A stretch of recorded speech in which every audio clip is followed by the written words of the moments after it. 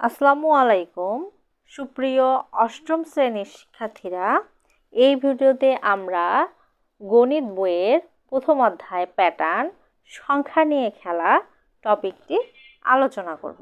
চলো শুরু করা যাক।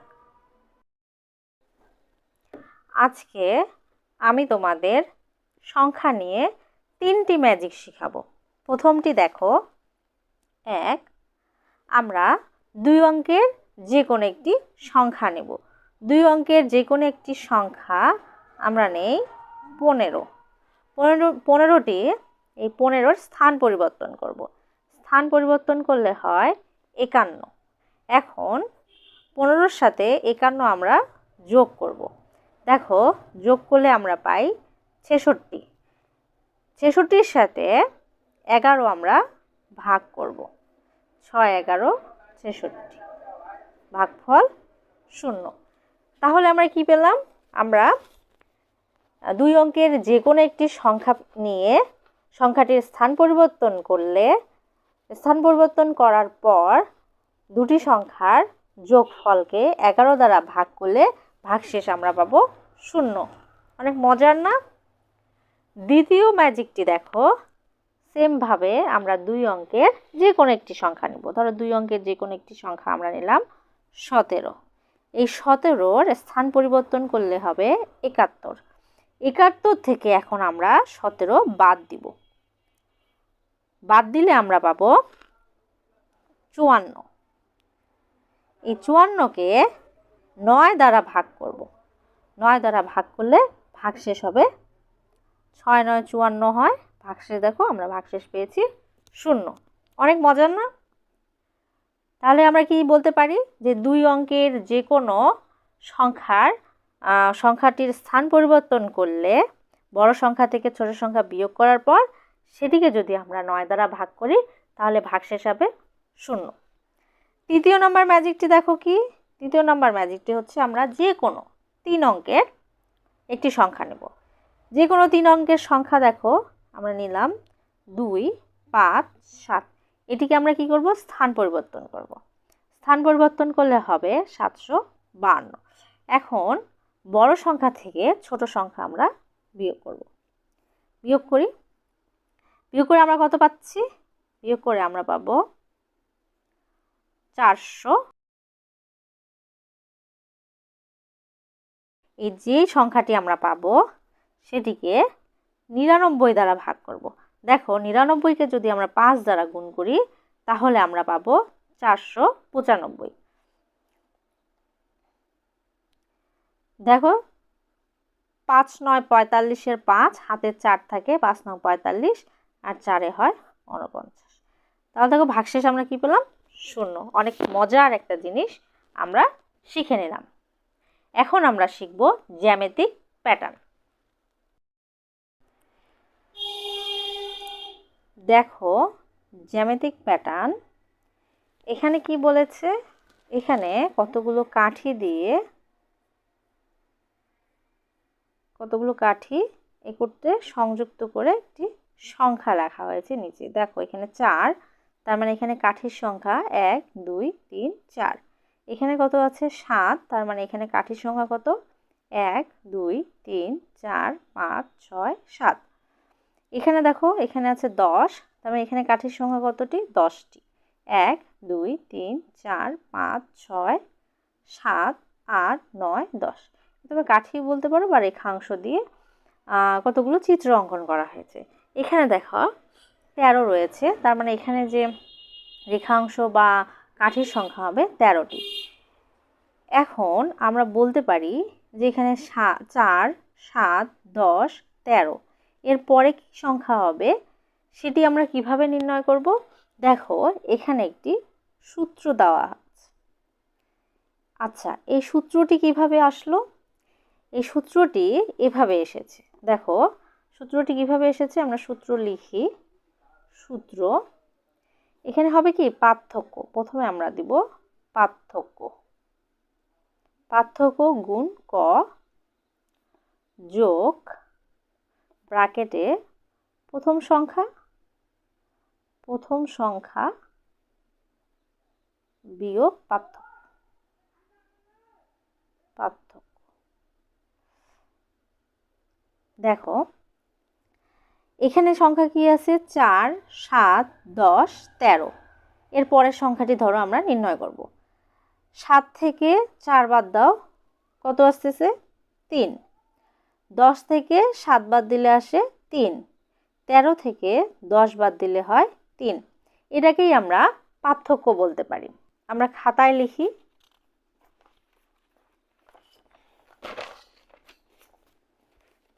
দেখো কি ছিল?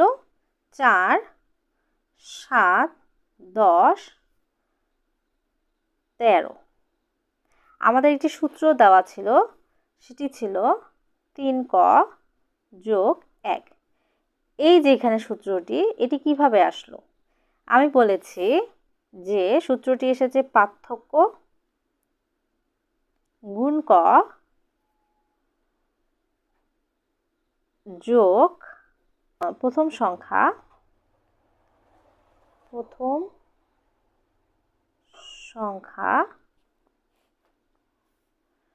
বিয়োগ পার্থক্য। তাহলে দেখো এখানে আছে পার্থক্য, আমরা পেয়েছি এখানে পার্থক্য কত আছে? 3 করে পার্থক্য রয়েছে। তাহলে পার্থক্য কত আমরা লিখব? 3। যেহেতু এখানে ক আছে আমরা দেব ক যোগ প্রথম সংখ্যা কত? 4 বিয়োগ পার্থক্য কত? 3। এখন দেখো কিভাবে আসলো? 3ক যোগ 4 থেকে 3 বাদ দাও 1। এখন দেখো বইয়ে আমরা এই যে সূত্রটি এটা পেয়ে গেছি। এখন যদি পরবর্তী সংখ্যা তুমি নির্ণয় করতে যাও, তাহলে আমরা এখানে সেই অনুযায়ী মান বসাবো। মান বসায় আমরা পরবর্তী সংখ্যাটি বের করতে পারবো। সেম নিয়মে দ্বিতীয় চিত্রতে দেখো এখানে কি বলেছে? 6, 11, 16, 21। এখানে যে 5ক যোগ 1 আছে, এটি কিভাবে আসলো?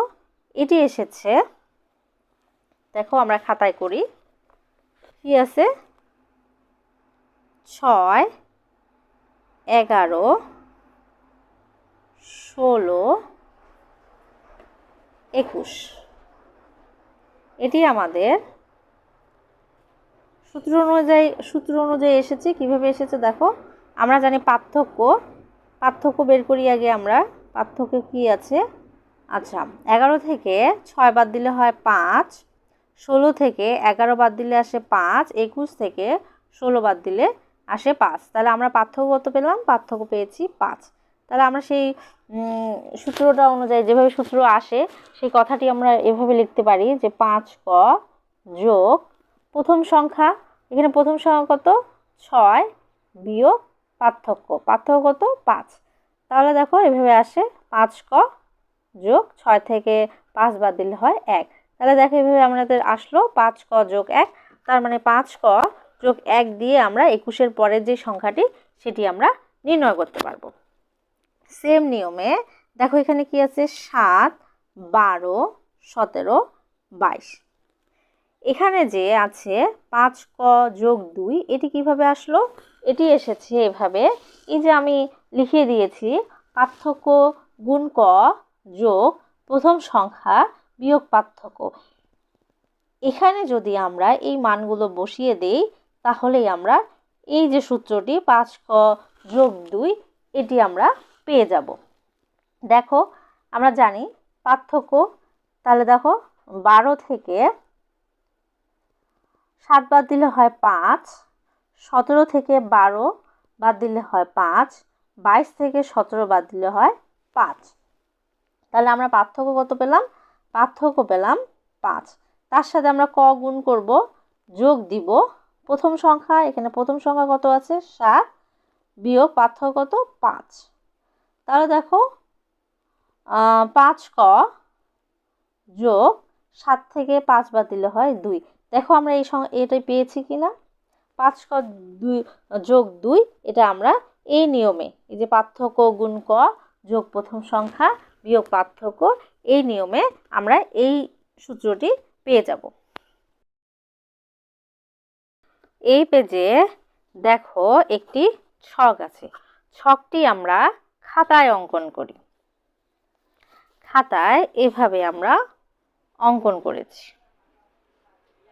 দেখো এখানে দেখো ক্রমিক নং, রাশি, পদ আর ক্রমিক নং দিয়ে দিছে 1 2 3 4।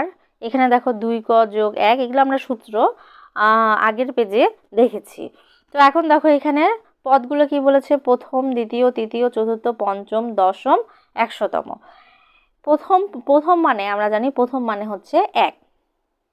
আমরা যদি এই রাশিটি কল্পনা করি বা এই প্রথমের ঘরটি কল্পনা করি, মনে করো এটা 1, তাহলে এটা যদি 1 হয় তাহলে এই সিরিয়ালে কয়ের মান হবে 1। তাহলে কয়ের মান যদি আমরা এখানে 1 দিয়ে দেই তাহলে কত হয়, 2 একে 2 আর 1 3। তাহলে প্রথমে এই ঘরে আমরা পাবো 3। সেম নিয়মে যেহেতু এটা প্রথম পদ, তাহলে এই পদে কয়ের মান হবে 1। দ্বিতীয়ত দেখো এখানে এই সিরিয়াল যেখানে প্রথম লেখা আছে এই সিরিয়ালে এখানে আমরা কয়ের মান পাবো 1। তাহলে 3 একে 3 আর 1 এখানে পাবো আমরা 4। এটাতে দেখো যেহেতু এটা এই সিরিয়ালে প্রথম পদ, তাহলে এখানে আমরা কয়ের মান পাবো 1। এখানে যদি আমরা কয়ের উপর স্কয়ার দেই, যে কয়ের উপর স্কয়ার বিয়োগ 1, তাহলে 1 বিয়োগ 1 হয় হচ্ছে 0। তাহলে এখানে হবে 0। এখানে যেহেতু প্রথম পদে আমরা কয়ের মান পাবো 1, তাহলে 4 একে 4 আর 3 যোগ করলে হবে 7। এখন দেখো আমরা দ্বিতীয়টা দেখি। দ্বিতীয়টার আমরা এটা নির্ণয় করি, দ্বিতীয় পদের তৃতীয় রাশিটা যদি আমরা নির্ণয় করি, দ্বিতীয় পদের তৃতীয় রাশি, তাহলে দ্বিতীয় পদের তৃতীয় রাশি এখানে কি হবে, কয়ের মান হবে 2। তাহলে যদি আমরা 2 এর উপর স্কয়ার বিয়োগ 1 দেই তাহলে দেখো 2 এর উপর স্কয়ার মানে হচ্ছে 4 বিয়োগ 1, তাহলে আমরা কত পাবো, 4 থেকে 1 বাদ দিলে 3। তাহলে আমরা দ্বিতীয় পদে তৃতীয় রাশির মান পাবো 3। আবার দেখো দশম পদ যদি আমরা বের করি, দশম পদের প্রথম রাশির মান যদি আমরা বের করি তাহলে কি হবে, দশম পদের প্রথম তার মানে এই সূত্রটিতে মান বসবে। এই সূত্রটিতে কি হবে, যে আমরা জানি 2 ক যোগ 1। তাহলে যেহেতু আমরা বলছি দশম রাশি, দশম পদ, 2 গুণন 10 যোগ 1, তাহলে 10 2 20 আর 1 21। তাহলে এখানে কি হবে, 21। আবার যদি আমরা পঞ্চম পদ, দেখো পঞ্চম পদের চতুর্থ রাশির মান বের করি তাহলে এই সূত্রতে আমাদের কয়ের মানটি বসবে 5। তাহলে এখানে কি হবে, দেখো 4 ক যোগ 3। এখানে আমরা কয়ের মান কত দিব, যেহেতু আমরা এই পদে মানটি বের করব, এই পদে কত আছে 5, তাহলে এখানে কয়ের মান হবে 5। তাহলে 4 গুণন 5 যোগ 3, 4 5 20 আর 3 হবে 23। তার মানে এখানে মান হবে 23। এখন যদি আমরা 100তম পদের যে কোনো একটি, দেখো যে 100তম পদের আমরা দ্বিতীয় এই ঘরটির মান নির্ণয় করতে 100তম, তাহলে এখানে কয়ের মান হবে হচ্ছে 100, কিন্তু সূত্র আমরা ফেলবো এই যে 2 নং যে রাশিটি বা 2 নাম্বার সূত্রটিতে আমরা কয়ের মান বের করব। দেখো 3 গুণন কয়ের মান আমরা কত পাবো, আচ্ছা 3 ক যোগ 1। তাহলে এখানে আমরা কয়ের মান কত পাবো, এই আমরা যেহেতু দ্বিতীয় রাশিতে মানে দ্বিতীয় পদে দ্বিতীয় রাশিতে বের করতে চাচ্ছি, তাহলে এখানে কয়ের মান হবে 100। তাহলে 100 যোগ 1, তাহলে 3 100, 300 আর 1 যোগ করলে হয় 301। তাহলে এই যে দ্বিতীয় ঘরে আমরা কত পাবো, 301 পাবো। এভাবে করে তোমরা এই ছকটি পূরণ করতে পারো। এটি তোমাদের বাড়ির কাছে থাকবে। আজকে এই পর্যন্ত, দেখা হবে পরবর্তী ক্লাসে।